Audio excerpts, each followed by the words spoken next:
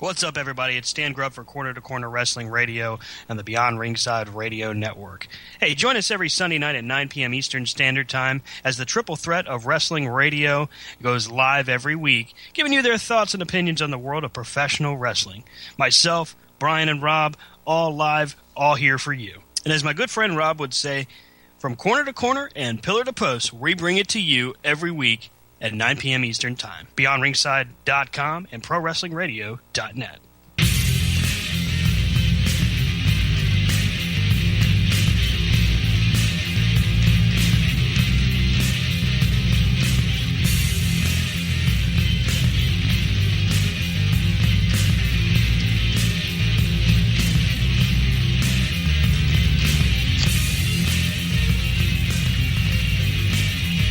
Good evening, everyone.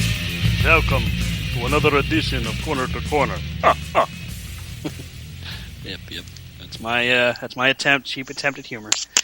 What's up? It's Stan Grubb, Rob Hefner, Brian Taylor, and Eddie Lane is somewhere out there. I believe he's eating. Right here on Corner to Corner Wrestling Radio on the Beyond Ringside Radio Network. Hope your week has been awesome. Ours has been pretty damn good ourselves. How's it going, Rob? It is going well. Good. I'm glad to hear this. Comrade Brian, how was your week?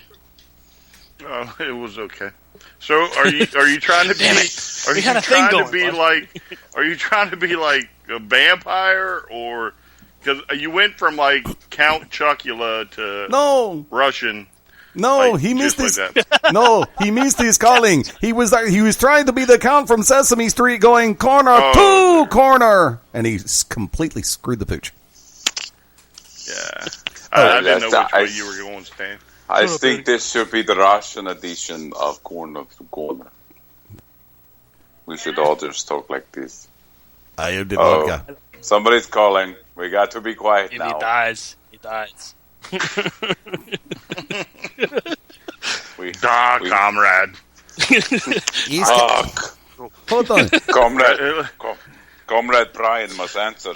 Or let's see if I can remember my Russian from Nikita Koloff. That's better. Hey, you know what? We hate to do it, but I guess it's news, and it's important that we pay our respects the proper way. Corner to Corner does want to say a very solemn rest in peace to Mr. Fuji, wrestling manager extraordinaire, wrestler, phenomenal in his time. Heard today earlier of his passing. I don't know that there's ever going to be a manager or a performer that could ever fill the shoes or throw the salt of one Mr. Fuji. Mr. Fuji-san. Hogan, you yellow belly! Mr. Fuji-san. Konnichiwa. Brian, as the go ahead.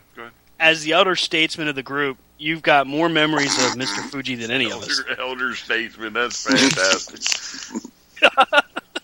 Your best memories of Mr. Fuji. Come on, Brian. You had to drop the other F word there. I don't know. Again, he was cool as a manager, but when he was wrestling, he was feared. He's one of the few I remember back in the day that was like legitimately feared. As far as if you hear about these older guys talking, so it's truly a passing of a legend. Rob, how about you? Memories, thoughts on the passing of Mr. Fuji? Well, I mean, he was one of the I would say he seamlessly made the transition from wrestler to manager and then kept a career. Like he was one of those that had just as much of a career as a manager that he was as a wrestler. Kind of like Heenan. Heenan, and contrary to what we all think, Jim Cornette is one of the best out there, but Jim Cornette swears Heenan is. So, but Mr. Fuji made that transition. He was part of the whole rock and wrestling craze. He was, I can't tell you how many people, my LGN figure, he used to hit in the back of the head with a cane. How many times he cost Hogan the championship with the cane? But anyway, he'll be missed. He's in the Hall of Fame, isn't he? Yes, he is. I was going to say, if Coco's there, he better be there. Careful. You're going to end up getting in trouble with old Coco. Coco don't care. Coco cares. Oh, Coco cares a lot. Coco doesn't care. Coco just sits there and looks and goes, I got the ring, mother.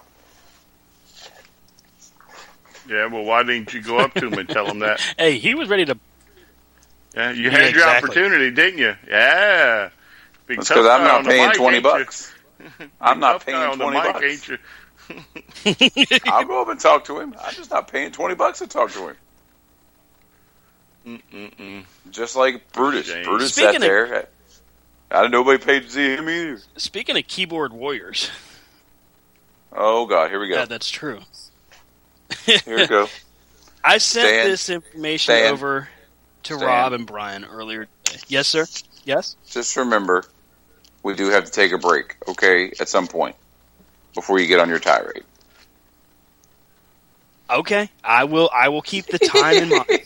I will keep... You know what? You're right. I talk too much, Rob. You're absolutely correct. I'll make sure I'm careful. Ready, begin.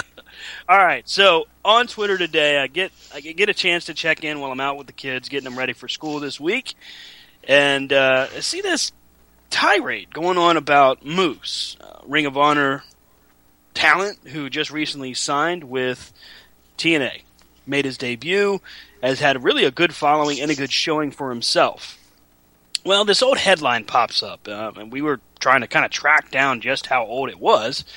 Turns out it's probably at least 5 years old or more. Anyway, the headline comes out, or reposted on Twitter, in reference to Moose being referred to by his real name, and I will not try to pronounce his name, because that's a mouthful. Don't say it. Don't say it, either one of you. Anyway, apparently he had been arrested for a domestic dispute. One type of situation where he gets arrested because he and his wife are arguing, whatever the case may be. Here's the deal. This gets posted by one of the internet wrestling community. Yeah, I didn't really understand how that existed either, but whatever.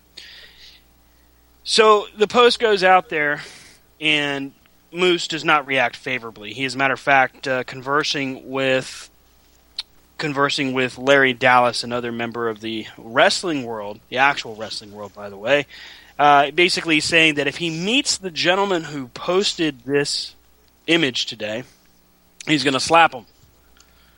And then basically lists another performer as well, which is, he's a professional. He's working for a bigger company now. I understand why a fan or fans would feel the need to vent and talk about how they're going to, write a letter to TNA. But this guy cracks me up. This guy says he's going to slide into the DMs and, well, time for me to slide into some DMs and crush a career. I don't know. I'm not going to mention the guy's name because I don't know if it needs that much attention. But the issue here is, here's a guy that's got about 2,500 followers. Maybe 25% of those followers are actually people that he converses with. And he apparently gets into this rant where he feels he's been in the business long enough where he can take down the likes of a guy named Moose. Moose has been a professional wrestler for, I want to say, the better part of 10 years. Played for the Atlanta Falcons. Yeah, but I don't think it's been that long. Okay, I'll cut it in half. Say 5. 5 might be about right. Yeah, that's a good. Because I don't think he's been around but so long. Right. So Moose has been a performer though professionally for some time. We'll say 5 years from now. I'm just double checking it as we speak. As he's gone through his career, he actually debuted in 2012, so 4 years. He's, like anybody else, he's human. He's made mistakes. He's done things that he probably isn't proud of. But here's the thing. He's a human being. And it's completely within his rights to say, albeit not the most professional thing to say, I'm going to give you that, to say that he'd like to smack somebody. Hey, who hasn't said that or wanted to say that to just about anybody? Doesn't matter. It's free speech. This is America, for crying out loud. How come this is an actual headline? It goes further, where this guy who's a keyboard warrior at his finest starts saying how he's been to the Performance Center in NXT more times than quote-unquote Moose could ever be. And then it really made me think, this is the kind of internet troll, or some people call them Twitter troglodytes, if you want to ask Mauro Ranallo, that really just gets under my skin because it makes us, as wrestling fans, look bad. This is why guys like Moose and other wrestlers on Twitter don't want to interact with us, because of asshats like this guy who says he's going to crush a career. I got news for you. That's pretty much the dumbest thing I've ever read on Twitter. It's right up there with being a Georgia bail bondsman calling yourself Smart Rage. It's just that stupid. I don't understand how anybody thinks that this makes any damn sense. And I don't see how it's even valid. I don't think it makes any sense to say that. I mean... That was 9 minutes and 10 seconds, by the way. 9 hours. Well, he's not going to... What's he going to do, call in? Well... Not that we'd allow him to, But let me ask you something. Aren't you kind of making your own point by... I'm just saying... Adding fuel to the fire? Or talking smack over a keyboard, you know what I'm saying? About some bail bondsman. Mm-hmm. I mean, hey, I'll give you that. But, here's the thing. In true free speech form, if he honestly had something to say about it, he's welcome to do so. And he knows how to contact me both privately and publicly, the same as I know how to contact him. But at the same time... If I really was offended, quote-unquote, by something he said, I wouldn't contact his boss and try to get him fired. You know what I mean? I wouldn't threaten to do something that's someone's livelihood. That's how they pay their own bills. It's one thing to joke and to say stuff that's rude or whatever, but I would never try to cost somebody truly their job. If I didn't agree with something you said on the air here, I wouldn't go to your shoot job and say he needs to be fired because he said something mean to me. You know what I mean? It's a completely different type of realm. Your shoot job. I want to thank Wicked Narcissism. Go ahead. I just think you're making a mountain out of a molehill. It's just somebody trying to grab a headline, and we just feed into it by giving them airtime. Mm-hmm. Well, it wasn't really my goal to give him a whole segment. I mean, it just struck me as like, who the hell is this guy? What bothers me is it makes us, who, realistically speaking, when we interact with any of these guys, we're saying, hey, way to go, great match or something like that, and they don't respond half the time because there's other fans that are like, man, you suck. I hate you, Roman Reigns, or whatever. Twitter, whoever they're talking to. It's the same people that when one of the wrestlers posts a picture of themselves on Twitter or something like that, or Facebook or Instagram, they're the same ones. It's the reason there's 393 comments about, ooh, you look good, or ooh, you shouldn't have the belt and it should go to somebody else. That's why wrestling is still popular, because there's those people out there, and the thing with social media today that these guys got to understand is the stuff you did 3 years ago is still going to come back. It's the same reason that the same famous people die every year. Somebody posts, oh my God, so-and-so died. No, they died 4 years ago. Thanks for noticing. It's just these people, they go online, they look at this stuff, and in this segment, the reason it's getting so much play is because Moose let it get to him. If he would have just said, you know what, ignore it, because hey, everybody knows it happened. You know, it's the same thing as other people out there. If a picture gets out or a video gets out, it's like, I mean, hey, it happened. You did it. But, you know, it's also these people trying to make a name, trying to make a buck, or trying to, you know, oh, let's, you know, look at me. I'm so in the know. Look who got in trouble today. Okay. Well, and then you transition that from basically like just something stupid that happened and somebody trying to capitalize to Twitter trying to, I don't know, rally and say that, and they're not directly related, but Seth Rollins is dangerous for doing the buckle bomb, which apparently injured Finn Balor.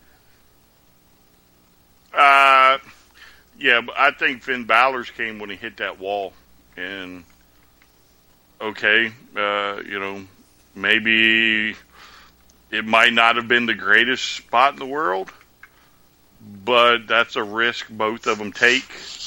And, you know, it's just a bad accident. I think a lot of that comes from Sting. Because that's pretty much what got Sting. Was I think the first one, if I remember right, he took, I think, 2 of them, and the first one he kind of come off a little weird, and the second one had dropped him to the mat. Mm-hmm. You know, again, I don't think it's anything crazy. I just don't think, you know, it was. How do I put this? You know, it's just a freak accident. I mean, look at how many times people run into them turnbuckles chest first at full speed, and literally, you know, you've seen them. They run in at full speed, and they take one right to the chest. Yeah, and it's always surprised me that nobody pops their sternum in that situation. Right. It's just a bad accident, and it happens. This is pro wrestling, people. Accidents happen, you know, and I think he's just getting a bad rap. I think, again, it's just some internet trolls trying to blame somebody for a freak accident, and, you know, here we are. I think, you know, I think in today's wrestling product, you have a lot more of those high-level spots, those high-level moves, those high-level segments. Mm-hmm. And I think also in just the physicality of the matches, you know, like it's your pay-per-view. Have another beer, Stan. It's your pay-per-view matches, and you're trying to impress the crowd, you know. Well, you've also done some of these spots how many other times that week? You know, bodies break down. As I said, you can hit that same move 6 times and it'll never hurt. You know, or you won't get hurt. I'm not saying it doesn't hurt, because I don't want to take one. But all it takes is that centimeter off, that millimeter off, and, you know, you tuck too soon, you tuck too late, boom. Well, think about that when Seth Rollins first won the title, just after WrestleMania 31. He's defending it against all the top faces in the company, and he has that run with John Cena where he's wrestling him on house shows and on TV night after night. How many times did John Cena take the buckle bomb and come out of it just fine? Yeah, again, I think that people are just looking to blame somebody. And I think, you know, Seth is the one that did it, and he's going to get the blame for it. And I think it's probably unwarranted. Well, I mean, when you look at how Finn Balor took the spot, he visibly looks behind him, reaches that same arm and shoulder backwards to attempt the brace for the fall, which, by all intents and purposes, is the thing he shouldn't have done. Because had he not done that and just taken the back bump like it was supposed to go, at least from my estimation. Of course, I'm just a fan. I've never taken that move. And as Rob said, I don't know that I'd ever really want to. But had he not done that and just gone flat with his back there, theoretically, he wouldn't have been hurt. Well, I also think it comes to the point of who it is. Okay? like Finn Balor represented that whole new era. Mm-hmm. You know, it's a different man at the top of the mountain. Oh my God, what's going to happen? And then boom, we get that different man on top of the mountain, just like Daniel Bryan. And boom, because of an injury, he's gone. Right. You know, like, yeah, Daniel Bryan, you could blame the concussions. You could blame that he stood there and headbutted, I can't even remember who it was, 100 times on the top of a ladder. Oh, and you got a concussion. Well, no, duh. But it's the history of his concussions is the reason he was in this predicament, you know?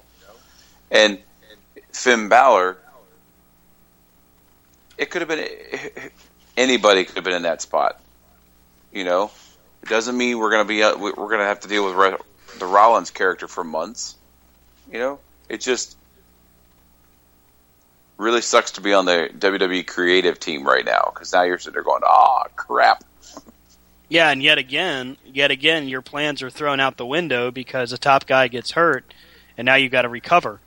You know, it's a vicious cycle for WWE. They've had a really bad, almost 3 years now when it comes to injuries. Well, and I truly believe it's because they're putting more emphasis on the in-ring product, and what I mean by that is the big spots that you would see every now and then, you see 3 or 4 times during a match every day. Right. And the body can't do that all the time. There's only so many times you can run from one side of the ring through the ropes and land on your face on the floor before your body says, you know what, something's going to break. Well, then this leads to the other discussion that's popular right now is that Charlotte has risen or drawn the ire of those backstage for her apparently, and this is only what they've been saying, careless behavior in the ring at SummerSlam against Sasha Banks, who went into her title defense injured. And you couldn't tell it. At least No, I couldn't. I couldn't tell. I didn't know she was hurt until after the fact when we read about it, the next day? I mean, she had a good match. And the thing is, I think it's different wrestling styles than you're used to seeing the divas do. You know? And those backstage that are the quote-unquote divas don't want to wrestle like that. So if they make a big enough stink in the backstage area, then maybe, oh, wait a minute, they'll change it and we don't have to wrestle like that. Well, the story reads, and I saw this on a few different sites, Lords of Pain, PW Mania, and also NoDQ. Basically, Charlotte goes backstage after SummerSlam, and the first person to confront her backstage is Vince McMahon and give her an earful for how careless she was with Sasha. The only thing I can say about that, though, is that Sasha was responsible for just as much happening in that match as Charlotte. I didn't see Charlotte's behavior in the ring as unprofessional. I mean, I can remember WrestleMania where Cena and The Rock were going toe-to-toe, and The Rock was beating the crap out of John Cena on the mat, just potatoing him one after another. And I don't believe anybody jumped up in Dwayne's face about it because it's Dwayne. It's The Rock. Yeah, but here's the problem, okay? And again, there's only so much you should listen to because nobody knows what he said. Maybe they knew going in that she had a hurt back, and maybe she should have protected her a little bit more. Maybe that's what he was bringing up. Maybe it's between him and her. Who knows? I don't think we should give, but again, so much credence to, the unsubstantiated reports. I'm sure he was probably mad.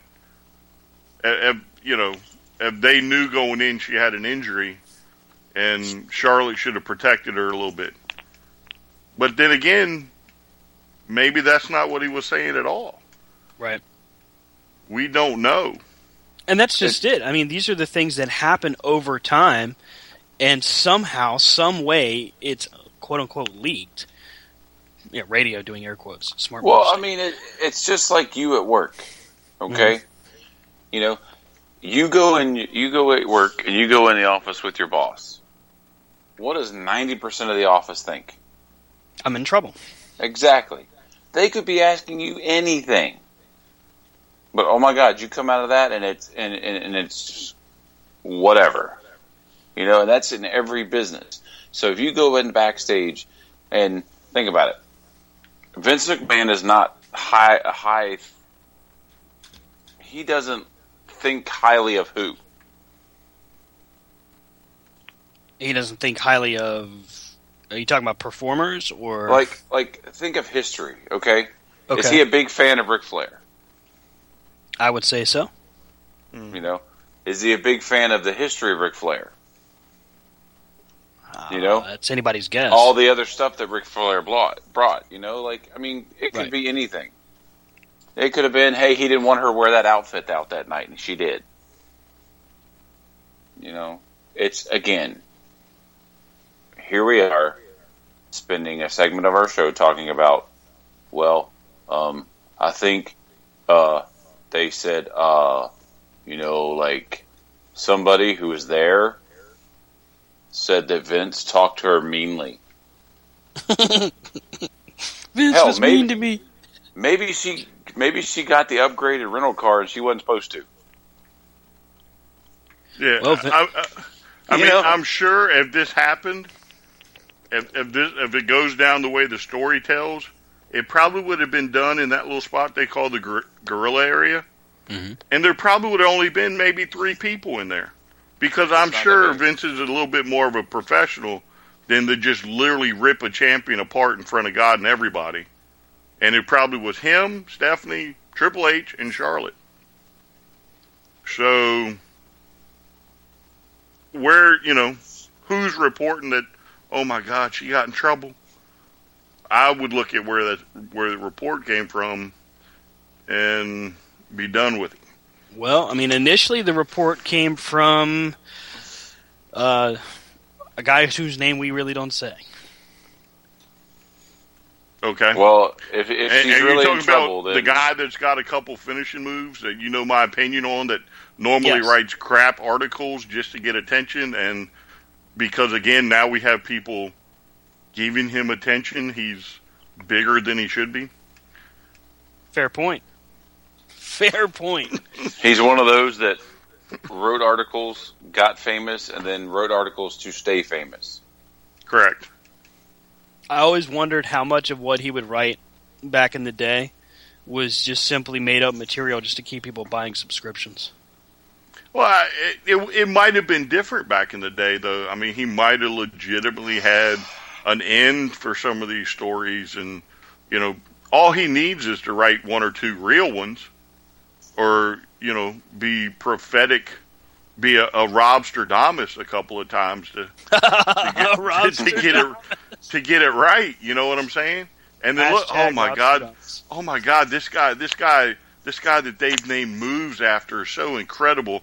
Oh my God, he's got to be in the business, in the back. Oh, he's got to be Vince's right hand man. He's getting stories so right. No, he's not. Was he even in the arena? What's he got, some funky on the ring crew? Gonna sit there and tell him, oh my God, Vince was yelling at Charlotte in some area that I wasn't anywhere near. Because I guarantee you, if he was yelling at Charlotte, that dude would be nowhere near. If Vince makes the people that aren't supposed to be on TV turn around and not face the camera, what do you think he does with supposed insiders? You're not inside during the pay-per-view.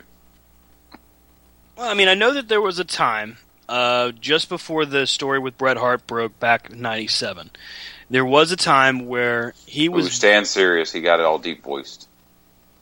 Did my tone of voice change? I'm sorry. I'm sorry, Rob. Let me speak more nicely. He's like, but there was a time during Bret Hart '97 in a world where Stan has a clue. Hey! Bastards. Anyway, so there was a time back in '97 before the Bret Hart story broke and Bret was going to WCW that the thought process was people were calling him from the office, giving him information, telling him about what's going to be happening and who's leaving and why. That information was being leaked from the office at the time. Now, you can ask a number of guys, because even Austin and Ross have both said on their podcast that they had talked to him from time to time and given him news. So yeah, but here's let me give you this, Dan. Let's try this. All right, so let's say it's a house show, right? And let's say I'm Austin, and I'm going to face The Rock tonight for the world title. And at a house show, right? And let's think back to the mid-'90s. At a house show, I beat The Rock for the world title, right? Mm-hmm. And I go to the back. And lo and behold, there's this little nitwit back there. And he says, "Hey, Austin, can I talk to you for a second?" "Sure, let me talk to you." "Oh, hey, congratulations on your win." Wow, and he beat somebody to the punch. That doesn't... I can sit there and... Austin's not going to tell you what he talked to this guy about. He's not going to sit there and say, "Oh, yeah, I told him some deep, dark secrets." Stuff that Vince said, "Don't ever tell nobody about," and I went and blabbed it. See, we were doing so good, too. You said the damn name. I did, but you see what I'm saying? Austin's not going to go tell a damn thing other than probably what Eddie told us earlier, that he's having steak for dinner. That was last night. That's old news. If I beat you to the punch and put out a report that on Sunday night, Fast Eddie Lane had steak and potatoes for dinner, oh my God, I look like a genius because Eddie Lane had steak and potatoes for dinner. No, you see what I'm saying? Wait. Hold on. Actually, the way you would go ahead and do it is Fast Eddie Lane shows blatant disregard and disrespect for those who practice the vegetarian and vegan lifestyle, flaunting the fact that he openly eats steak in front of everybody.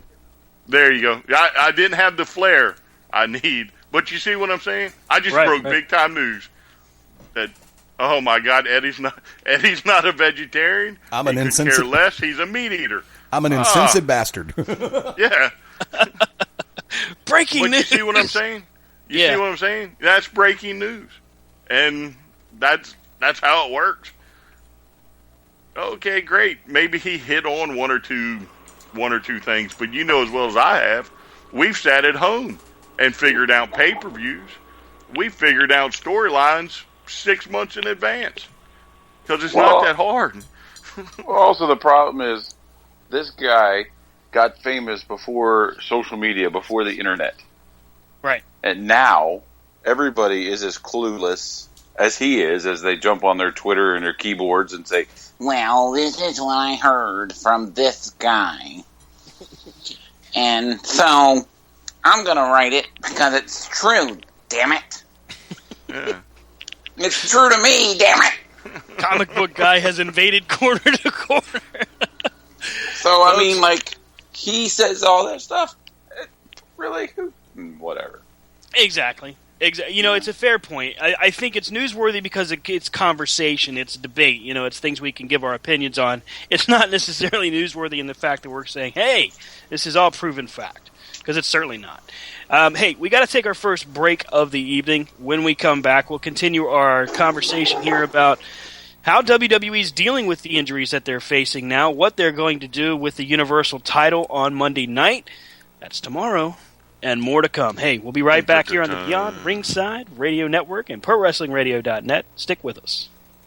What's up, everybody? It's Stan Grubb for Corner to Corner Wrestling Radio and the Beyond Ringside Radio Network. Hey, join us every Sunday night at 9 p.m. Eastern Standard Time as the triple threat of wrestling radio goes live every week, giving you their thoughts and opinions on the world of professional wrestling. Myself, Brian, and Rob, all live, all here for you. And as my good friend Rob would say, from corner to corner and pillar to post, we bring it to you every week at 9 p.m. Eastern Time. BeyondRingside.com and ProWrestlingRadio.net. Sunday nights at 11 p.m. Eastern here on BeyondRingside.com. Join us for the Midnight Black Mass. Myself, the Reverend Dan Wilson, brings you the dark gospel of professional wrestling, uncensored, unedited, uncut, and not for the faint of heart. You can find out more about us at youtube.com/pottyhumor or subscribe at Potty Humor on iTunes and Stitcher today. The To Be Determined Show live Wednesday nights, 9 Central Standard Time. Join myself, the Oracle of Ominous, the Wicked Nemesis, the Grand Design, Clyde Braddock, and the Magic City Motor Fast Eddie Lane as we take you to the edge of uncensored. Yes, we go uncensored, so make sure you have your earmuffs. Ask your parents, for those of you that are a little young, maybe under 18, but make sure if you have any heart conditions or any mental defects, please listen, because they may take effect right here live every Wednesday night, 9 Central Standard Time. Beyond Ringside Radio Network, beyondringside.com. Howdy, friends. This is the Magic City Motormouth, Fast Eddie Lane, with your invitation to join yours truly, along with Mark Mabo Bowman and the Oracle of Ominous, the Wicked Nemesis, every Sunday night, 6:30 p.m. Eastern, 3:30 p.m. Pacific, for Beyond Ringside Live. Wrestling, mixed martial arts, sports talk, and a whole lot more. Keep your eyes open on BeyondRingside.com for all of upcoming show information, and, of course, catch us on social media as well. Until then, we'll see you this Sunday, 6:30 Eastern, for Beyond Ringside Live on the Beyond Ringside Radio Network.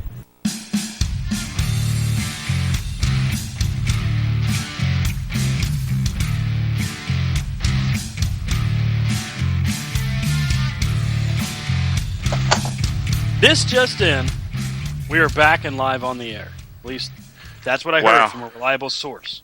Now we can get you an internet site, and you're like, that's how you break stories right there. That was perfect. We can call you Stan to put you in a mask. 4529.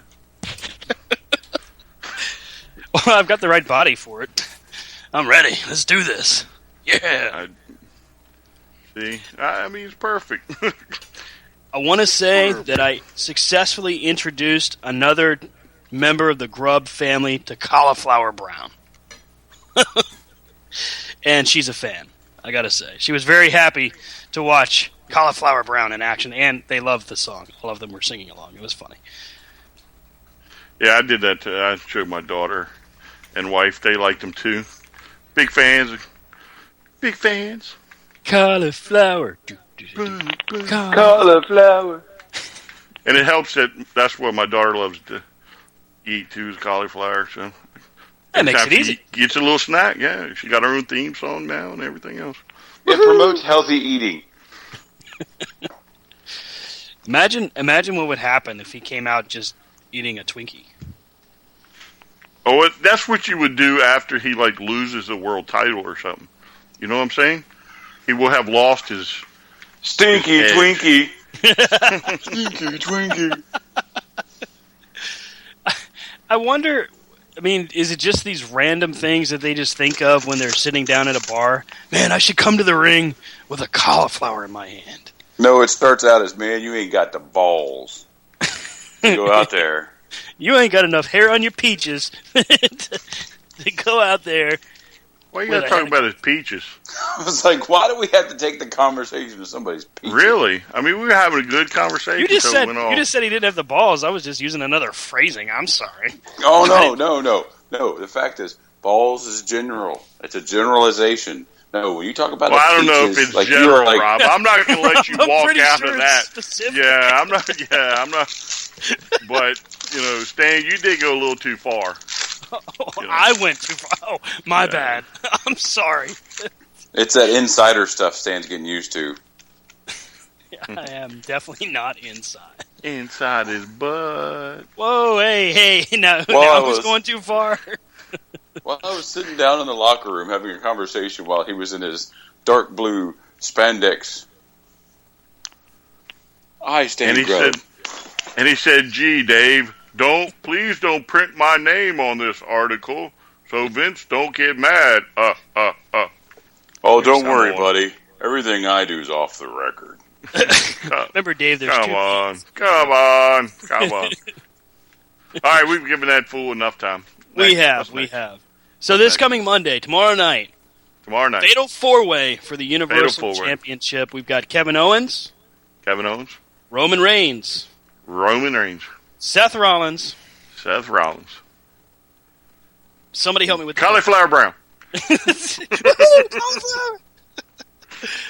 the hell is the fourth guy? Big Cass. Thank you, Big Cass. Yeah, Big Cass. How did Big I miss Cass. that? Sorry, Big Cass. Big Cass. What are the odds that Big Cass comes out as champ? I was just thinking of that right here as you were going over the participants. What would be the odds that Big Cass, that they're like, we're going to shock the world again and put Big Cass world champion? That would be crazy. Crazy. I mean, they would be, the last time they took a chance like that, realistically, would have been what? When Diesel beat Oh, up? come on. Here we go. Ultimate Shawn Warrior. Michaels reference. It was Diesel, not Shawn Michaels. Damn it. Ultimate Warrior. They took a big chance on that guy. I don't know what they were thinking on him. I think they took a chance on David Arquette. That was a Like different babyface. company. Hey, no, They took a lot of Go chances. places. they bought the library. He exists there. Like, it's in their legacy now. No, mama. Well, I actually hope it'll be Kevin Owens, but I think it'll be shenanigans. Shenanigans? Shenanigans, yeah. I'm like going to go those. on record for shenanigans. supposedly on the insiders that Reigns and Rollins have been feuding in house, like live events. So who knows what will happen? That would just make no sense for. I could see Rollins get it. It would make no sense to have Reigns anywhere near that picture, since everybody hated him last time, and God, he just burned you, Vince. How smart would that be?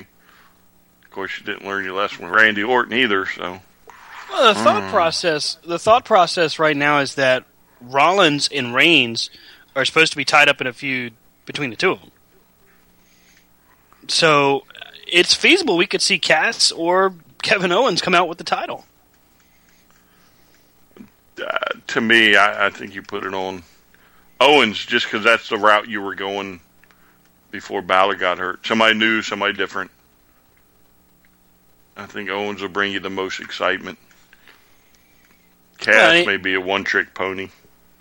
Well, that would be the fear, was that you don't have anyone else really to have him go against. Plus, if you break him away from Enzo this early, You kill that team. you How kill you the doing? team and you and you hurt Enzo going forward. I mean, how does he recover from that? Not to say How that you Enzo doing? can't hold his own, but he's had really no time to develop. Yeah. Yeah, I mean, again, it would be cool, I guess, for the night. Maybe they could do what they did to Jericho all them years ago. Remember Jericho beat Triple H? Oh, and then make it like it never happened. Yeah, and then they made it like it never. You got to give the title back, kid. No! I'm not gonna do it. Yeah. This is officially the Crazy. coolest picture on Twitter. There's a tweet that says, "Don't text at an indie show. You might get kicked in the face by Cedric Alexander." And there's a picture of his foot in someone's face that's staring at their cell phone. Nice. Fantastic. That's cool. That's cool. This just in. Cedric Alexander super kicks a fan. That would be cool, though. I would take a super kick, I guess. Probably more from the Young Bucks, though. They're a little soft. Oh, really?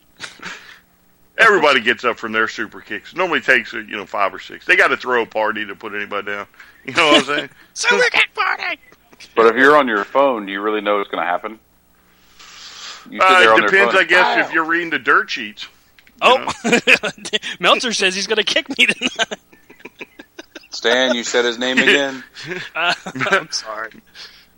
DM says one lucky fan is going to get super kicked in the face tonight when he looks at his cell phone. What?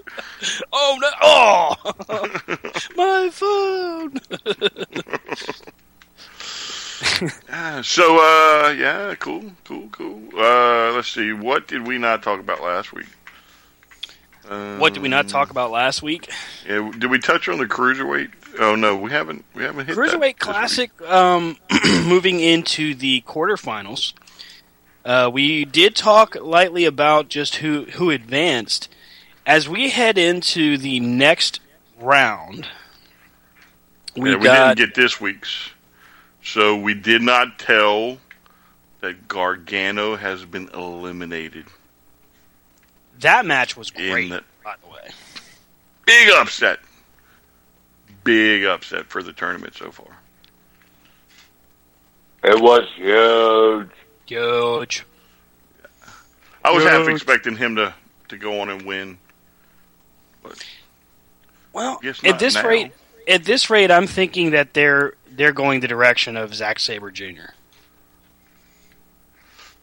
You might be right on that. So I just figured they were going to have a homegrown NXT, talent take it. I was rather shocked that he lost. So that was a good match, though. Who do you think's going to take it, Rob? Rob? Cricket? What? Cricket? Who do you think's going to win the Cruiserweight Classic, sir? I agree with you. Buddy. Stick with us. We're still here. I haven't said anything yet. Yeah, really. I'm going with what Stan says. Damn it! That's not what happened. I was in a pool. Since you're the insider. Oh, now we must have defended Rob's. There's some bitterness right here, man. Yeah. Why has it got to be I'm the inside? He must read that rag every day and he gets up. Let me roll over and see what Meltzer has to say this morning. The only time I would use that is if I had ran out of toilet paper. I hear he uses 2-ply. That's bad. But when he's probably listening right now. When the quality of that is worse than like government toilet paper, government, like government. Like when you're in an office building or something, and it's like you can see through the shit. It's like, hey, you're the one that wanted me to talk. That's your fault. It's not. Why is it on me that you? Damn it! Watch, one of these days, Stan, we're going to get old DM on the show, and he's going to cut like a Scooby-Doo promo on us. Yeah, I've been fooling everybody for years, and I would have gotten away with it, too, if it wasn't for you and your damn dog. I don't have a dog, dude. Yes, you do! That's my dog. I heard from a reliable source you do have a dog. It's not mine. Oh, Mr. Meltzer! So, Zack Sabre Jr. defeated Drew Gulak in a phenomenal match. That was pretty good. Mm-hmm. I was really impressed. TJ Perkins defeating Johnny Gargano. We touched on it just a moment ago. I was actually kind of surprised about that. Not that TJ Perkins doesn't deserve to go forward, because he's a hell of a talented individual. But I was surprised that Gargano was eliminated so quick. I'm pretty sure you just... See? Did I just say that again? You stole my thunder, and now you're trying to pass it off as your own crap. Yeah. I can't work in this environment no more. It's hostile. And then Rich Swann, Baltimore native, defeats Lince Dorado, the master of the reverse Frankensteiner, who did hit that on Rich Swann, by the way. Mm-hmm. It was a great match between them two. This was a great week for CWC. They haven't had a bad outing yet. Can you imagine, the setup? Sorry, go ahead. No, there's your setup right there, Rob. There's your setup. I was saying, Smack the ball in my face. Can you imagine a setup backstage like, hey guys, this move I want to do, remember what Scott Steiner used to do? Yeah. I'm going to do it in reverse. You're going to what? What? Oh, man. Sorry, Brian. I will now shut up and let you talk. No, it's too late. You've already done spiked the ball. I render the floor. I surrender the floor to the good girl in the attic. You guys are brutal, man. This is all out war right here. This is what this is. You're throwing barbs and throwing punches. What's the matter with you? We're just trying to see if it'll show up tomorrow on somebody's rag mag. Can you see it now? The guys at corner to corner they're going mental. Corner to corner turns the tables, and Brian and Rob have real beef because for once they weren't bashing Stan. This just in, tension on Corner to Corner. Who could be leaving the show? Find out next week on my next edition. Stan. I'm not leaving. Did you say something, Ron? Stan's leaving the now show. it's your show, huh? Now it's your show. That's fantastic. I love how you prima donnas. Wow. Who said it was whose show? I don't know. I didn't say anything. Stan just said it was his show, finally. I said I'm not leaving the show. No, you said because it's my show. All right, Turn your hearing All right, aid up, and Gramps. I said I'm not leaving the show. All right, let's get back on the tracks. Let's get back on tracks. Yes, sir. I apologize. Lord, I apologize. Back on tracks. So, Zack Sabre Jr., TJ Perkins, and Rich Swann all advance. Next week, starting is the official start of the quarterfinals where Rich Swann will face TJ Perkins.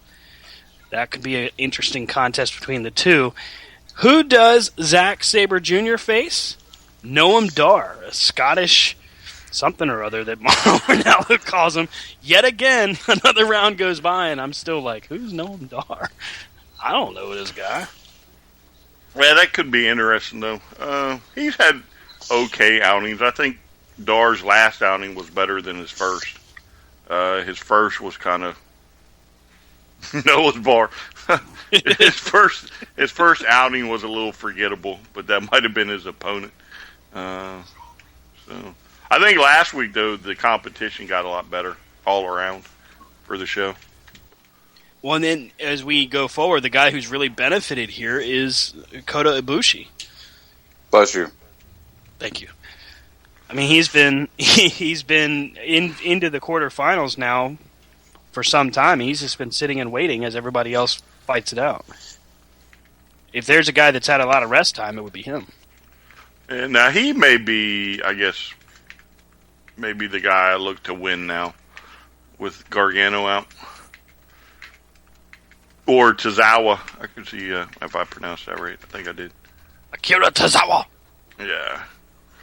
He might be the odds-on favorite, too.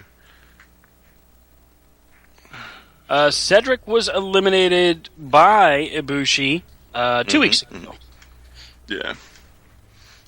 It was more like 6 months ago, but, they're just not getting around to it. Yeah, there's been a lot of people that have been putting spoilers out just within the past couple of weeks as far as the tapings. I've been very fortunate. I don't know about you guys, but I haven't read any of them. I want to watch. Yeah, I'll have to say I haven't read any spoilers as far as this goes. Which makes Ibushi better. Ibushi faces Kendrick in the next round. Ooh. This could be the end of Kendrick's run. Ooh. Well, if he beats Ibushi, then Kendrick, I think, goes on to win. Eddie is typing some fire right here. I'd like to cut off the fingers and cut out the tongue of the spoiler. Dude! Need to get. Eddie says we need therapy. I think maybe that anger issues are starting to shine through in the chat room. It's that salmon. It's getting to his head. I just get tired of the little 5 minutes of internet fame tick turds that. Oh, I'm gonna go and tell everybody what happened here tonight, and it's like I'm gonna go ahead and call Grandma and say, "Here's what I got you for Christmas 5 years from now. If you're still alive and breathing and not in a home, so I can't come see you." And it's like, really.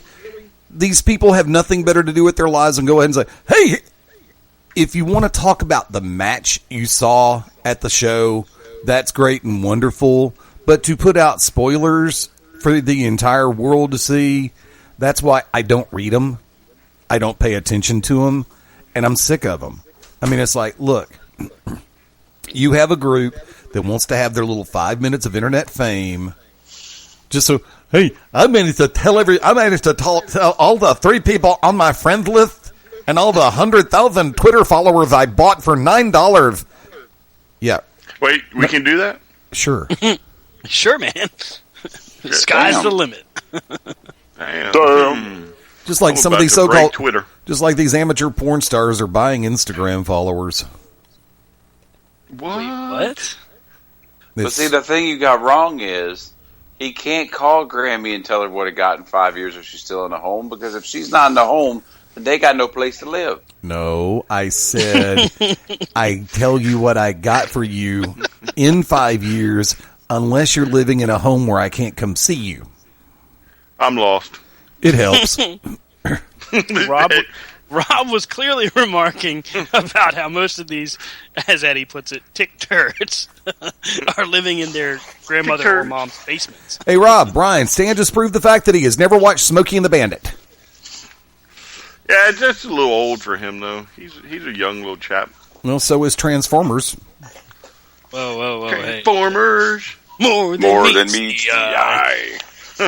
No, I'm going to be nice. We're going to the top of the air break. Well, alrighty then. I'm not going to say Transformers. I'm not going to say... Okay, well, apparently Corner to Corner just went there. Beep. They And identified as GoBots. and with that, we're going to our second break. We'll be right back here on Corner to Corner on the Beyond Ringside Radio Network. Stick with us. Transform. That's funny.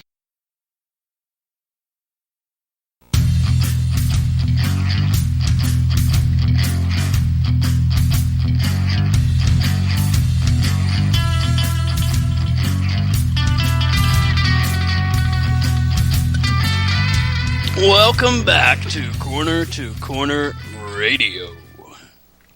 I'm Doc Hendricks, your host of the evening. No, you're not. You're not. Ouch. Wow, so I guess it wasn't that good of an impression. My bad, I apologize. No, it wasn't. I don't even know who you were trying to do. I didn't either. Okay, I'm sorry, guy. Lord, I I apologize. mean, you could say you're doing, like, oh, this is so-and-so, but... Well, y'all can bring us back anytime you want, okay? Sorry, we're not allowed. It's not our show. Oh, here we go again. There's Wow. Well, we just gotcha, finished this conversation. gotcha. Hey. All right, so did we bring up the fact that we're bought into the new WWE Slam crate? Did we bring that up? We may have mentioned Slam Great. Slam crate. There you go. It's a great crate. Slam Crate brought to you by Loot Crate. That apparently the very first one has a very cool statuette or statue of the New Day. That could be cool. The New Day. Yeah. Cool. I'm looking forward to it. I'm curious as to what all they're going to put in it aside from the statue. Yeah, that's the only thing that they've shown. That's Yeah, and they've said that there will be like an exclusive T-shirt too, I think, for each crate. So very And cool. if you tap Big E on his head on the statue, he does the pelvic thing. What? take that away from Rob. I can tell you right now. Rob's going to be like, I can't look away. That's going to be broke. Are you kidding me? New Day rocks. Look at this. New Day Rob. After Rob gets done with it, it'll be called Nude Day. That's the porn franchise. in the Shut works. up. It rhymes with rocks. New Day. What? Day. You can't Oh say yeah. that. It's WWE Adult Channel coming to you. Now here's a preview.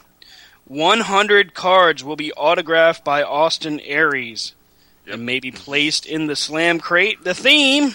What? Yeah, but I think each crate is going to get an Austin Aries. The first tops Austin Aries. 100 will be autographed. Ah, okay, gotcha. So everybody gets an Austin Aries, but not everybody gets Austin Aries autograph. Correct. Mm-hmm. Cool.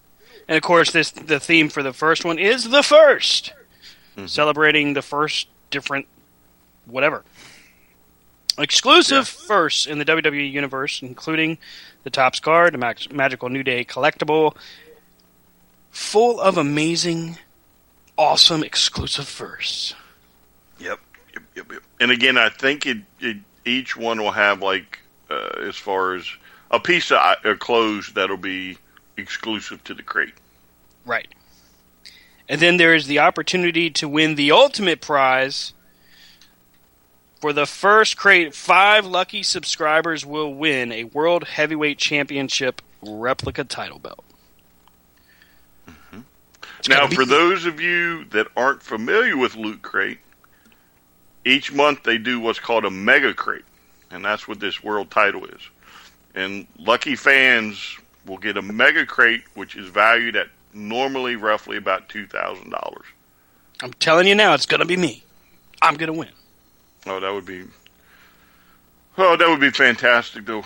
Y'all wouldn't have to eat poo, wouldn't you?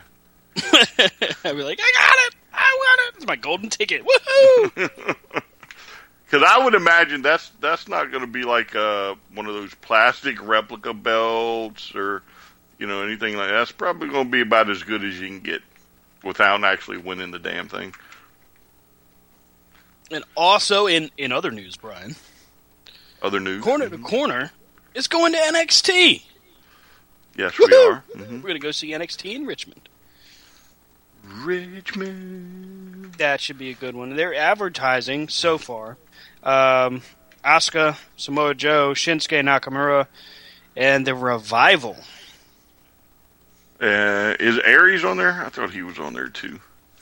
Yes, he is. Sorry. I had not seen it before. Yeah. So, yeah, hopefully it'll be pretty good.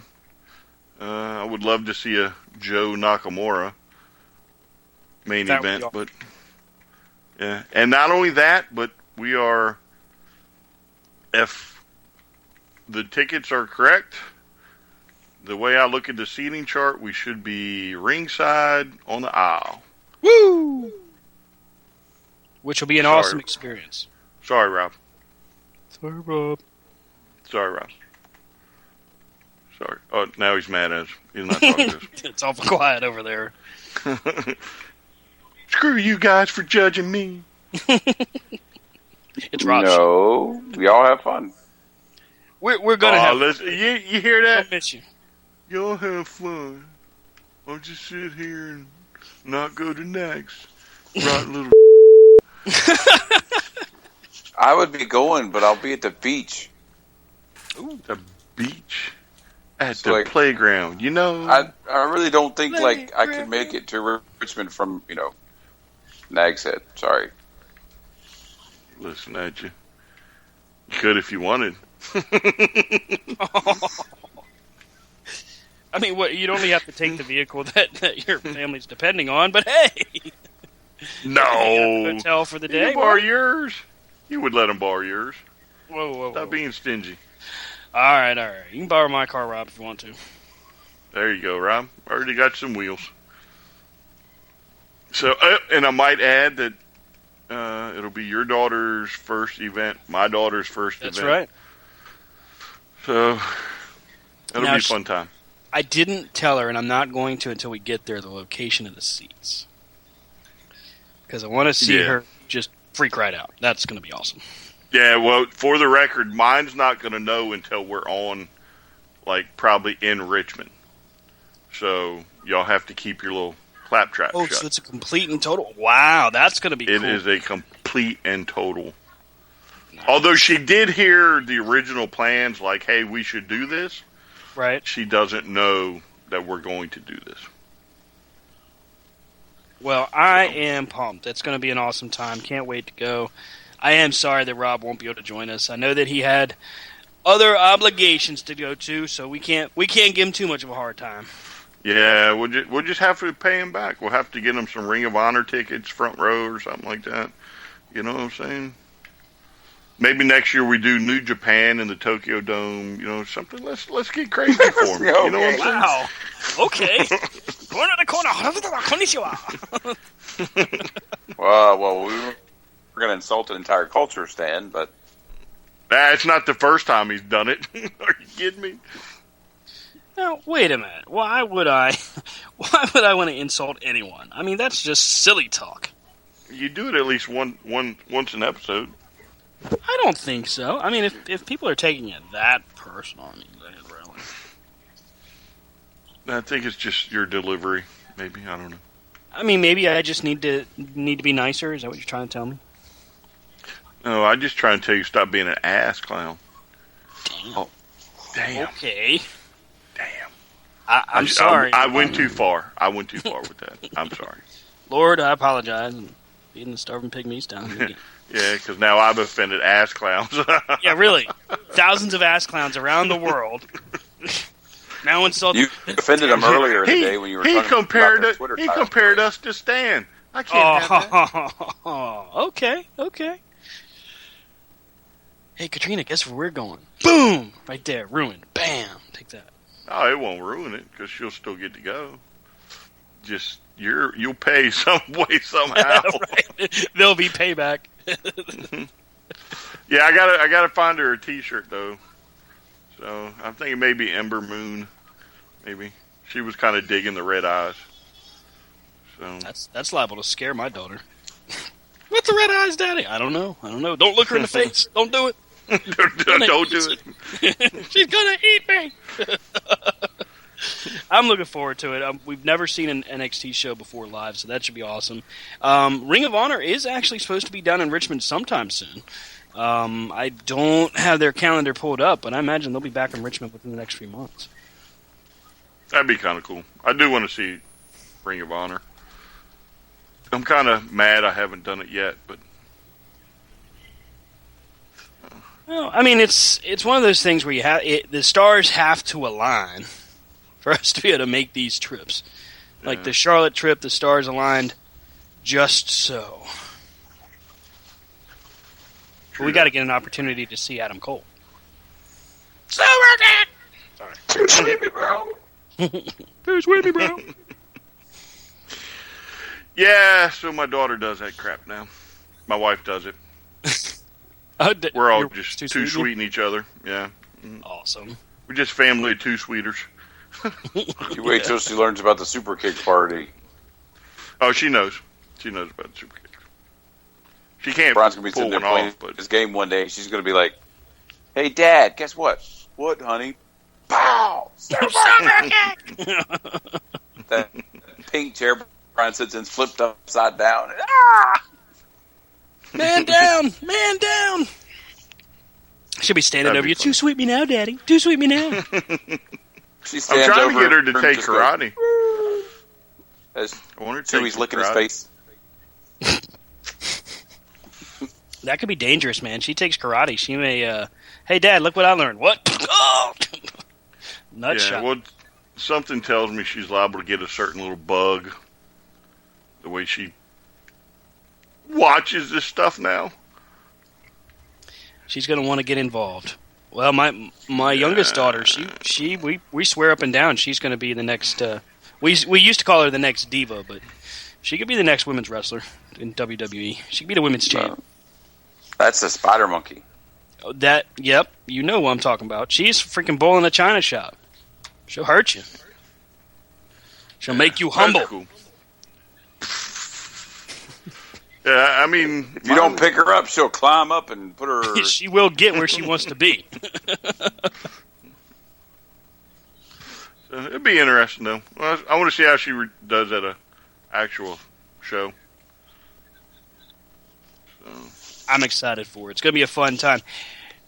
With all the talk that's been happening for Raw, kind of getting us back on track here. Getting into SmackDown. Because it's his show. Oh, no, Rob, it's your show, sir. We can talk about whatever you'd like, sir. Then we're talking about waffles. Talking about the damn balls. AJ Styles, number one contender for Dean Ambrose's World Heavyweight Championship. Backlash. We'll have AJ Styles challenging for the title. Guys, did they finally pull the trigger for AJ Styles? I think you almost have to. You got to compete with Raw. and look where Raw was going, and, Right. before the injury. So Raw was about to step up their game. I think you got no choice but to, he may not have to get it this go round, but he should get it pretty quick. And further down, go ahead. I'm sorry. Oh, I said considering he is now the face that runs the place. Because he did beat up John Cena. That's right. America's newest pastime. Well, I don't guess it's in a pastime anymore since he left the old armband in the ring. Well, football's a pastime. It can still be a pastime. Even though he gave up. He quit. Cena quit. Never give up, John, except when you lose to AJ Styles. That's how I'm calling it. He a quitter. Rob, is John Cena a quitter? Never give up unless it's in the script. To quote Tony Schiavone, it's a work! It's a Rob getting all mad. Why are you mad, Rob? Not mad. Why are you being hateful? Not being hateful. I just think it's typical WWE doing what they do because you got a great main event caliber match. AJ Styles versus Dean Ambrose, a chance to see something. And then they're going to do what WWE does and make it a 3-way or a 4-way or some dumb shit. Wow. Rob is in rare form. Damn.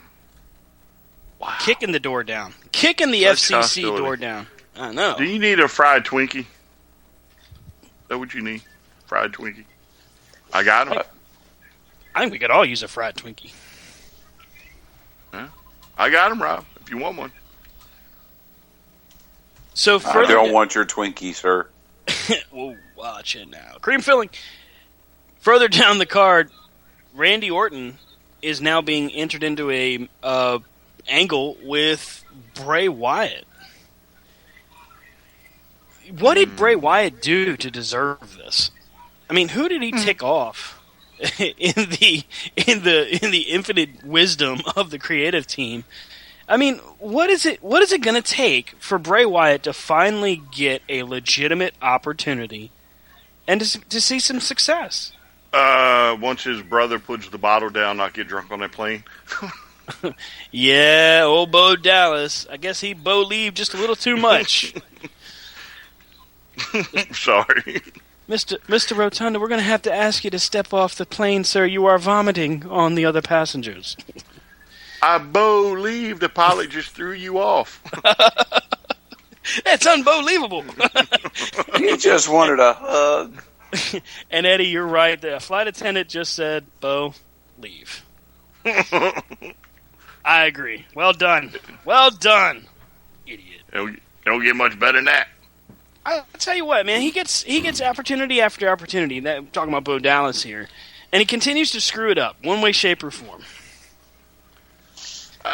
Dumbass. I mean, he is a good talent, but the problem is, again, they should learn from, say, a Randy Orton and not give people but so many opportunities. You'd think that they would. You'd think that they would start seeing what has happened in front of them and go, oh, crap, maybe I should put this bottle down. Maybe I should just get on the plane and go the hell to my next show. Instead, no, dumbass. So, and there again, Bray Wyatt now, his brother, paying the price of brother-in-law or brother?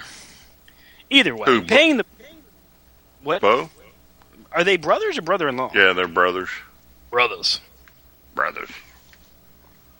Brothers got to know. So, how in the world... Because you know that they're trying to keep Randy Orton in the main event, so your gut feeling here, your gut instinct is that Bray Wyatt is going to lose to Randy Orton at Backlash. You almost can see the writing on the wall. Well, yeah, but Bray, again, doesn't have any great track record for pay-per-views anyway. I would think he would win on a regular show as opposed to a pay-per-view. I expect him to lose on a pay-per-view.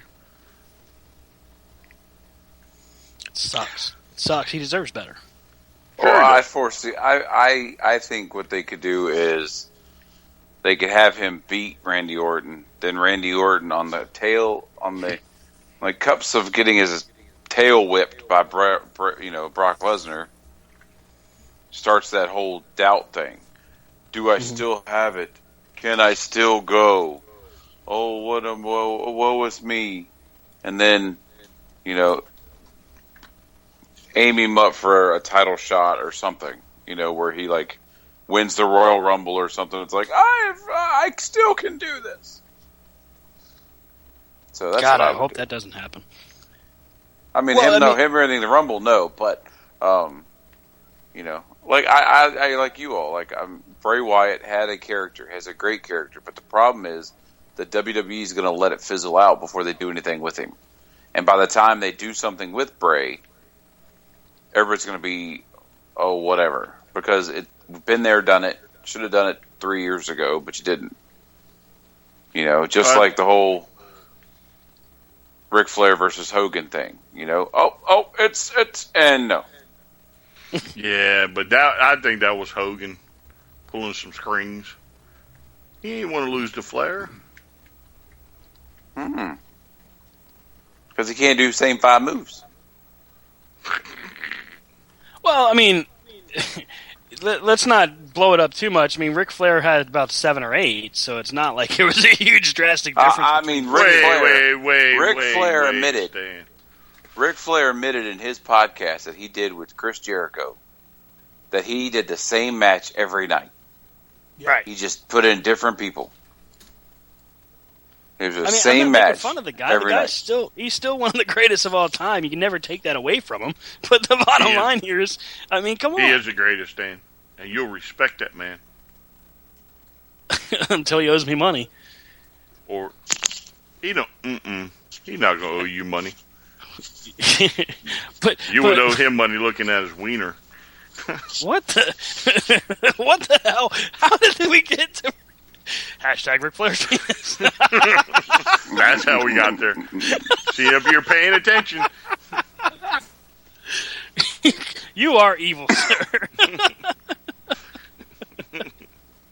Hey, over the weekend, Cody Rhodes successfully defeated Kurt Angle in New York City.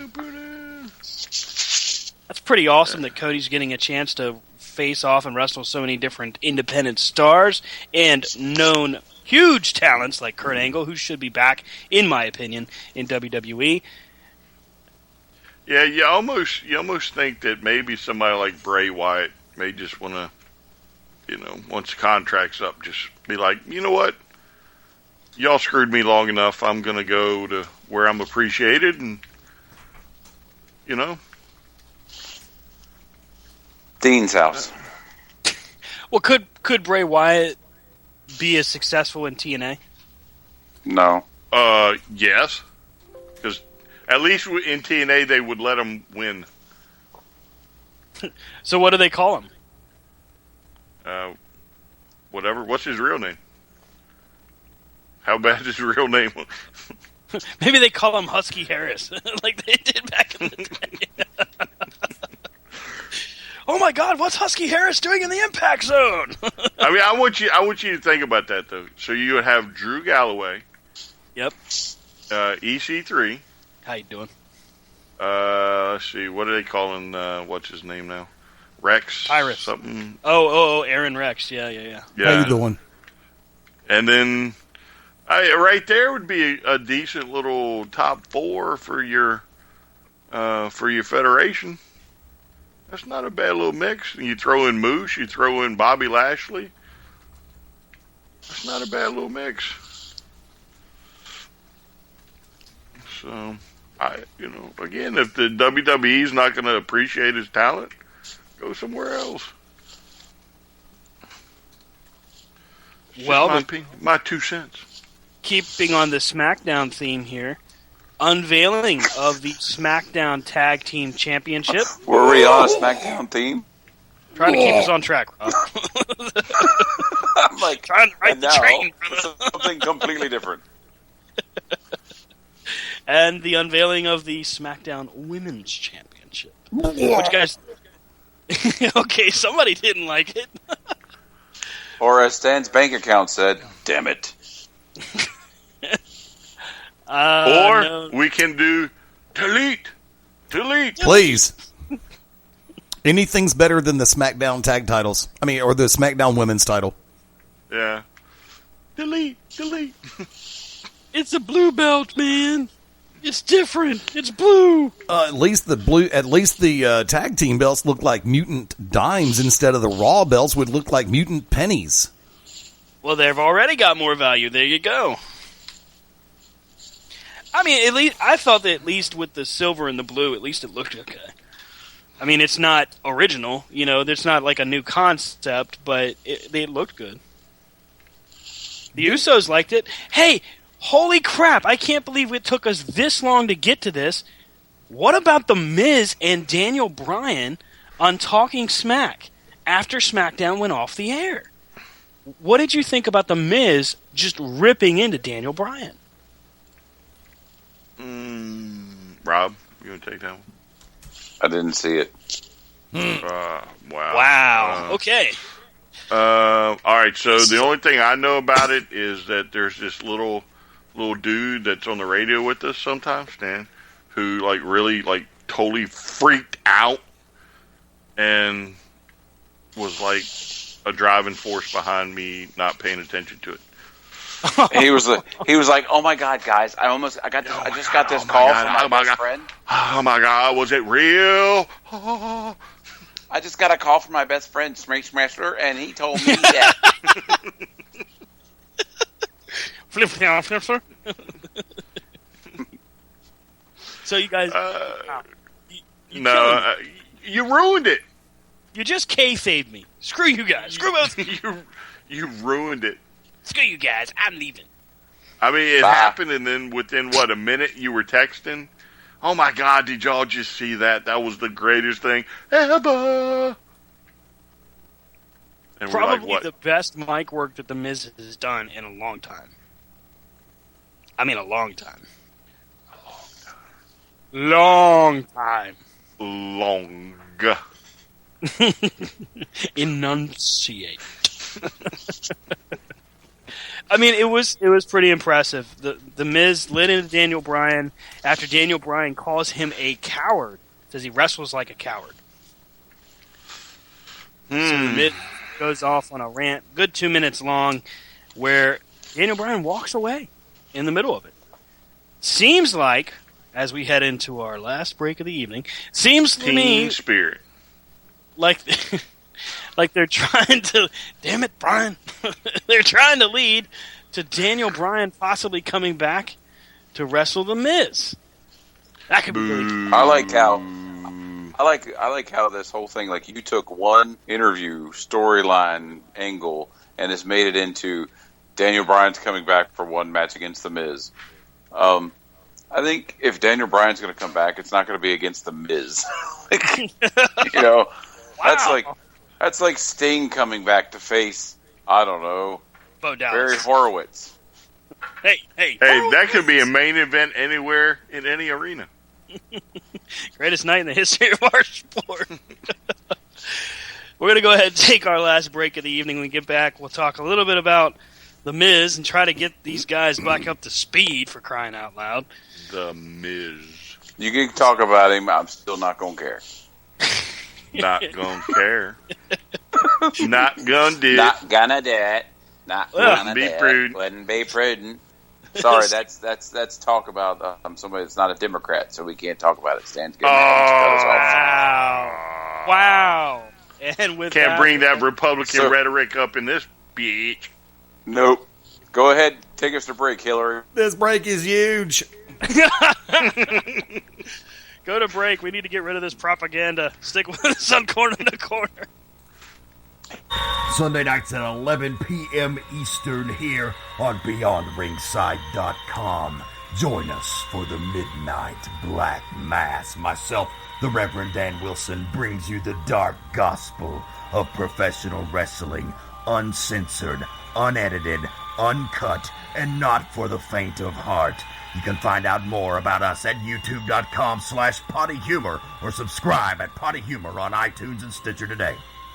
Howdy, friends. This is the Magic City Motor Mouth, Fast Eddie Lane, with your invitation to join yours truly, along with Mark Mabo Bowman and the Oracle of Ominous, the Wicked Nemesis, every Sunday night, 6:30 p.m. Eastern, 3:30 p.m. Pacific, for Beyond Ringside Live. Wrestling, mixed martial arts, sports talk, and a whole lot more. Keep your eyes open on BeyondRingside.com for all of upcoming show information, and of course, catch us on social media as well. Until then, we'll see you this Sunday, 6:30 Eastern, for Beyond Ringside Live on the Beyond Ringside Radio Network. The To Be Determined show live Wednesday nights, 9 Central Standard Time. Join myself, the Oracle of Ominous, the Wicked Nemesis, the Grand Design, Clyde Braddock, and the Magic City Motor Fast Eddie Lane as we take you to the edge of uncensored. Yes, we go uncensored, so make sure you have your earmuffs. Ask your parents, for those of you that are a little young, maybe under 18, but make sure if you have any heart conditions or any mental defects, please listen, because they may take effect right here live every Wednesday night, 9 Central Standard Time. Beyond Ringside Radio Network, BeyondRingside.com. What's up, everybody? It's Stan Grubb for Corner to Corner Wrestling Radio and the Beyond Ringside Radio Network. Hey, join us every Sunday night at 9 p.m. Eastern Standard Time as the triple threat of wrestling radio goes live every week, giving you their thoughts and opinions on the world of professional wrestling. Myself, Brian, and Rob, all live, all here for you. And as my good friend Rob would say, from corner to corner and pillar to post, we bring it to you every week at 9 p.m. Eastern Time. BeyondRingside.com and ProWrestlingRadio.net.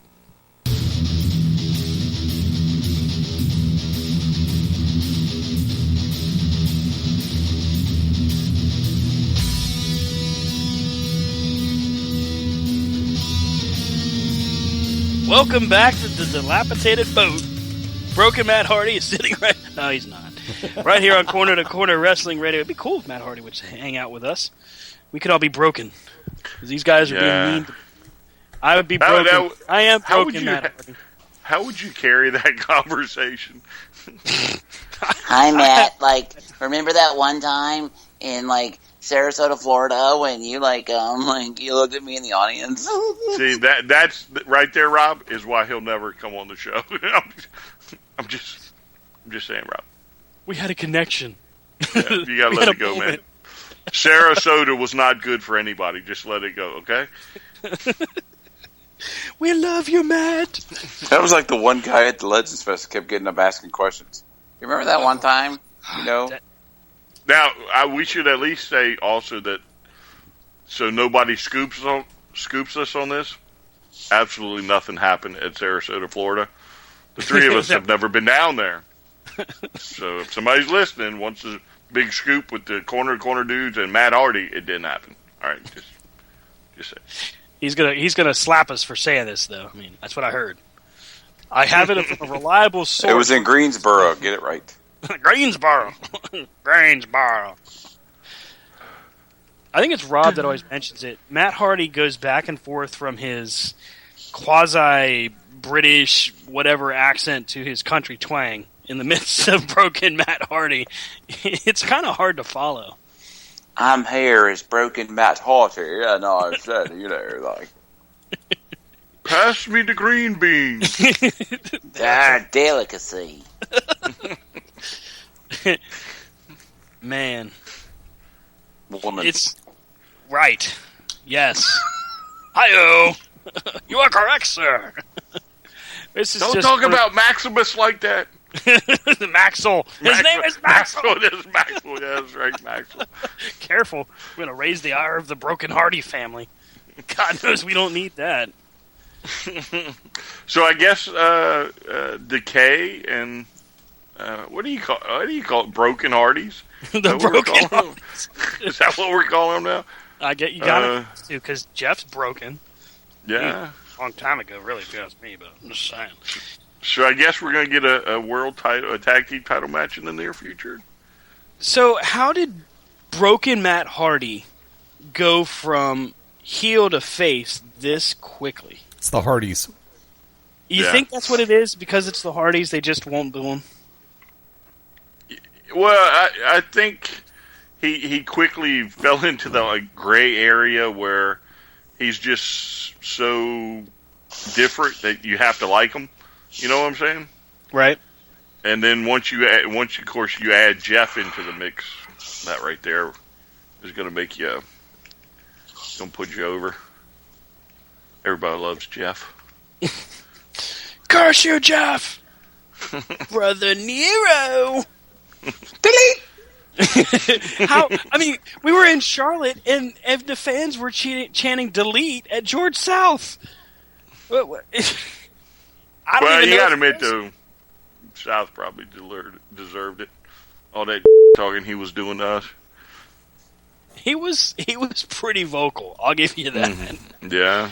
He said, if one person says wrestling out there, I'm going to kick their ass. So what do they say? Wrestling! No, I mean, like, what the... Come on, man. The guy just wants to wrestle his match. Can't he just wrestle? Leave the guy alone.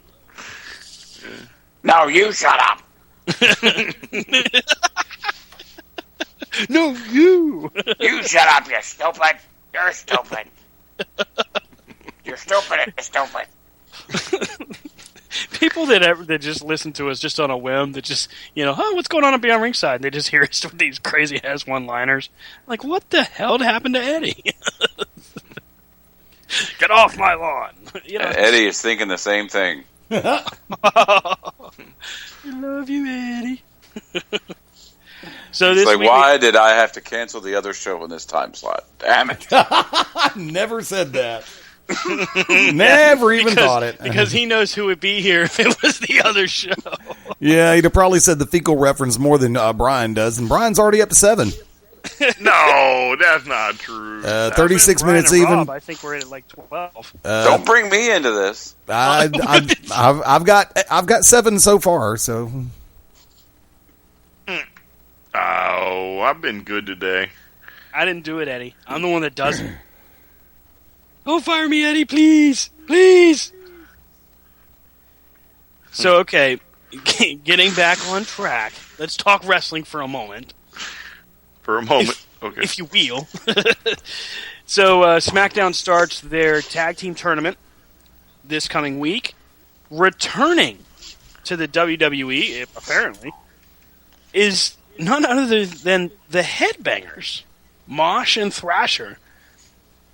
Guys, can you believe that we're going to see the Headbangers on WWE TV in 2016?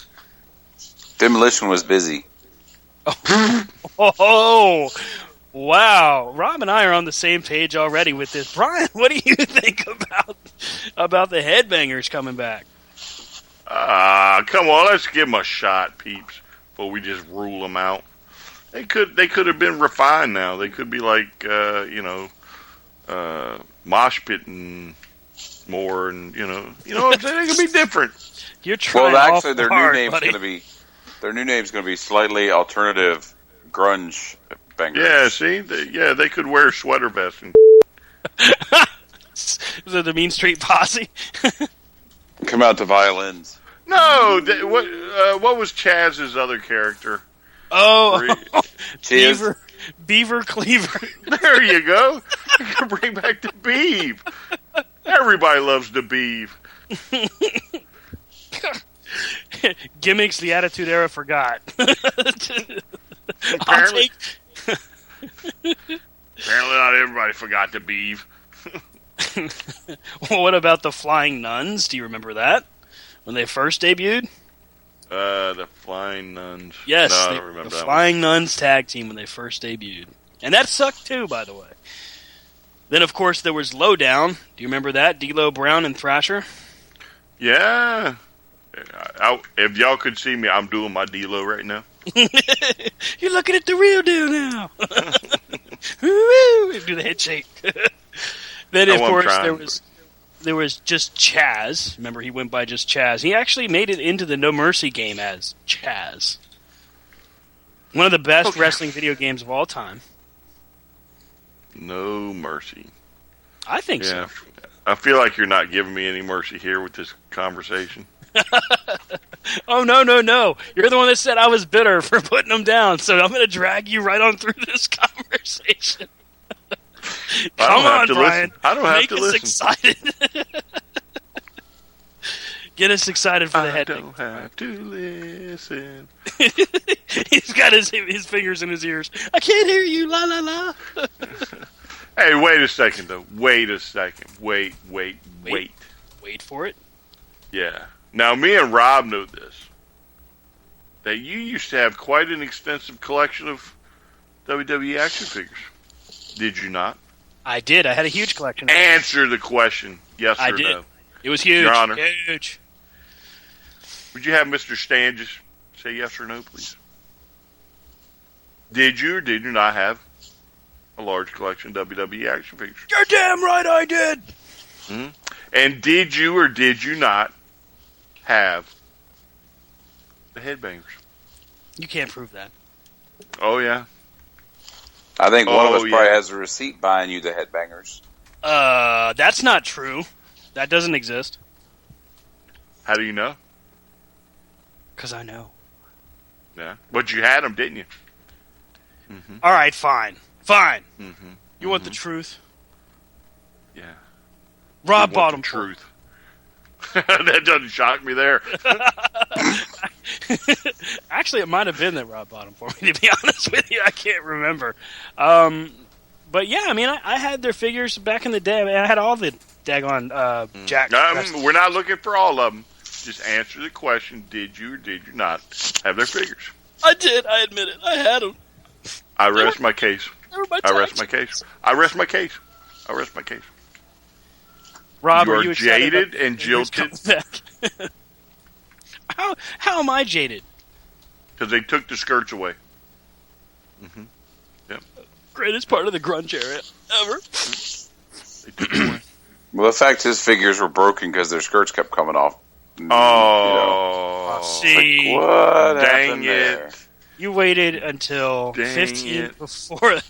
You waited till 15 minutes left to drop the bomb. You dropped a bomb on me. Oh no! Headbangers. No. Well, we had to have the headbangers to throw off the 64 HBK figures he had. Wait a minute. It wasn't quite 64. Sorry, I- 63.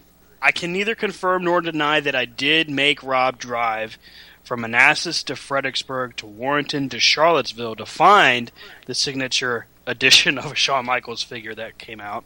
I will neither confirm nor deny that I did this twice before we finally found it. Wow. Alrighty then. That story made me sound really bad, thank you. Rob was like, all right, let's go.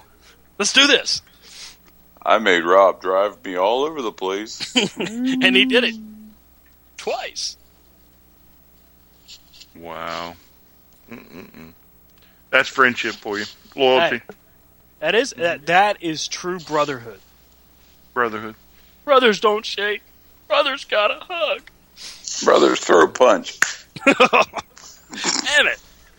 Always gotta go to violence with you. All this anger. Violence begets violence. That's right. An eye for an eye leaves everyone blind, Rob. Yeah, Rob. Let it go, man. Drink it Drink in. it in, man. Oh, before we go, we can't forget.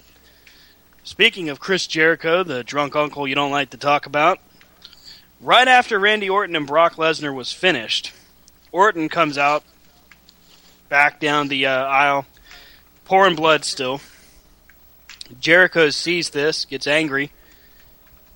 Brock Lesnar comes back, and Jericho confronts Brock Lesnar about the actions that he took inside the ring, claiming that it was a bunch of bullcrap, quote unquote, and that he can't believe Brock Lesnar would be so unprofessional. Vince McMahon breaks the two of them up in an effort to say, it was a work, damn it, it was a work. Jericho stays in Brock's face, and Brock's response to him was, are you going to hit me, or are you going to kiss me? That's just creepy, by the way. Do you think Jericho maybe has finally gotten to a point where he takes it a little too serious? No. I'm glad you said that, Eddie. Why not? Easy. Business is business. And in the pro wrestling business, we protect each other. You don't go into business for yourself and expect to get away with it scot-free. And I'm seriously, I'm glad that you say it that way, because that is not just Eddie's opinion. That is a popular opinion right now, that Brock Lesnar basically, instead of just letting Randy Blade or doing one shot at the head to try to bust him open, decided that he was just going to make himself look good at Randy Orton's expense. Rob, what do you think about this? I think it's just, again, protect, they work day in and day out with each other. They've been in the business together.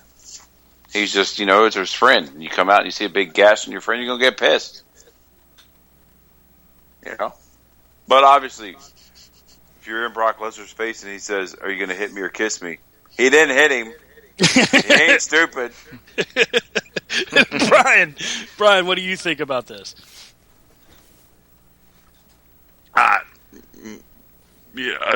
would love to hear Orton's opinion on what Orton did, whether he butchered the Blade job or if Brock took it too far. No, that was a hard way. Yeah, it was hard. But, I mean, again, who knows? We saw Mick Foley get slammed through a damn top of the cage on we got to go out there and let's make this match memorable type. So, until Randy, to me, opens up about it, I don't know which way to go with it. Because, again, I think Brock's reputation is starting to grow to the point where this is going to be more commonplace. Because now you got Paul Heyman being like, well, was this part of the match or was this not part of the match? Oh, kind of like he did in that video about Taker. Yes. Mm-hmm. Yep. Well, now you have another instance where Paul can come out and be like, well, did he cut us off or did Brock open him up? Who knows? Well, I think the more he does the crossovers, the more you're going to get this.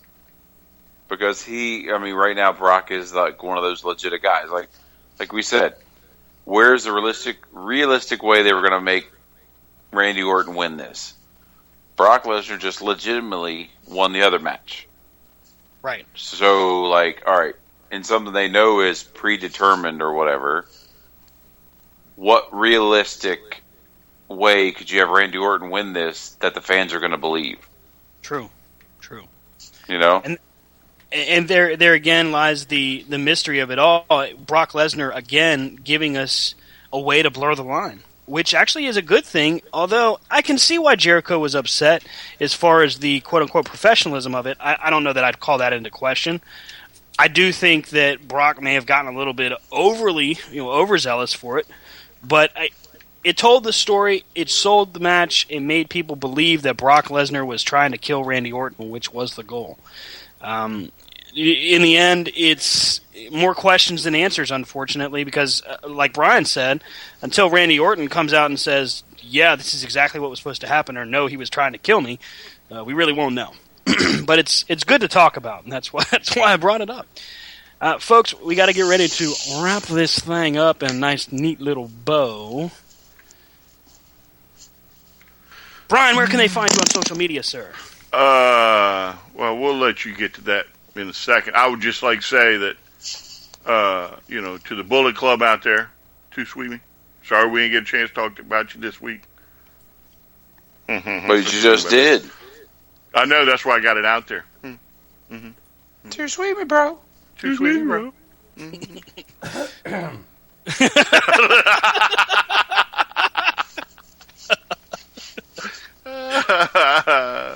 Now, Brian, where can they find you on social media, sir?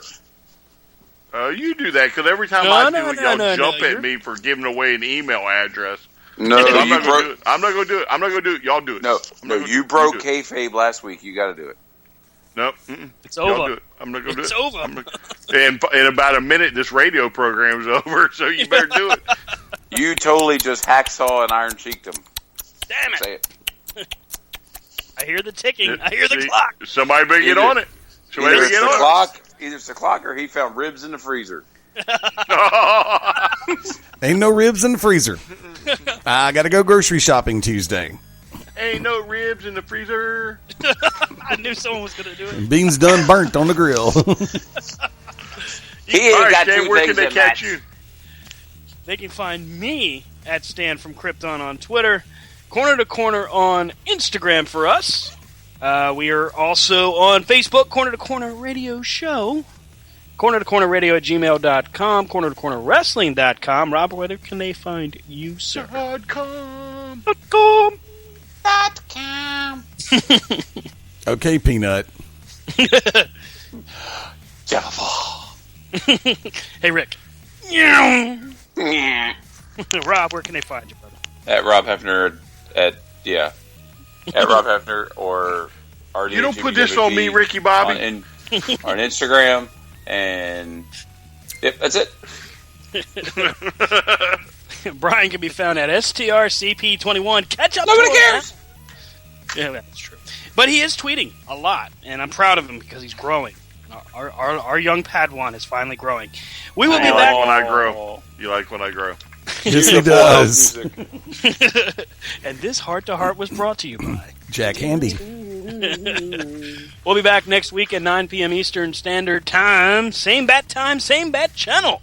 BeyondRingside.com, ProWrestlingRadio.net, Spreaker.com, and thank you very much to each and every one of you from all corners of the earth for helping us with yet another record-breaking month.